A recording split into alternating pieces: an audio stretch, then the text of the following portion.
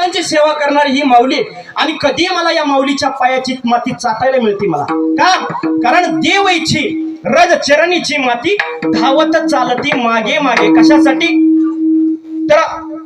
नामदेवरायांच्या पाठीमागे चालतात देव म्हणे नाम्या पाहे परतून तुझं मी शरण आलो असे कशासाठी तर देव इच्छी रज चरणीची माती धावत चालती मागे मागे म्हणजे संतांच्या पायाची माती चाटायला मिळणं याच्यात सुद्धा देव भाग्य समजतो एवढा अधिकार जिजाबाईंचा होता की जिजाबाईंचा पायाचा काटा भगवंताने काढावा एवढा अधिकार जिजाबाईंचा मग तुकोबारायांचा अधिकार केवढा असेल विचार करा विठाला विठाला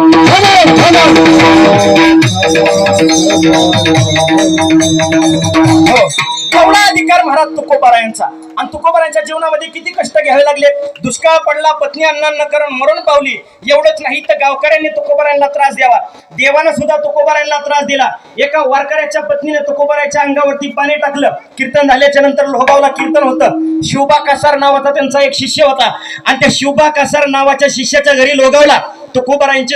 14 शिष्य होते 14 टाळकरी म्हणतो आपण त्यांना तुकोबारायांच्या कीर्तनामध्ये कुठेही कीर्तन असले की ते 14 टाळकरी फिक्स असायचे 14 टाळकरी एक होते रामेश्वर भट्ट वाघोलीकर दुसरे होते गंगाराम मावळ कडुसकर तिसरे होते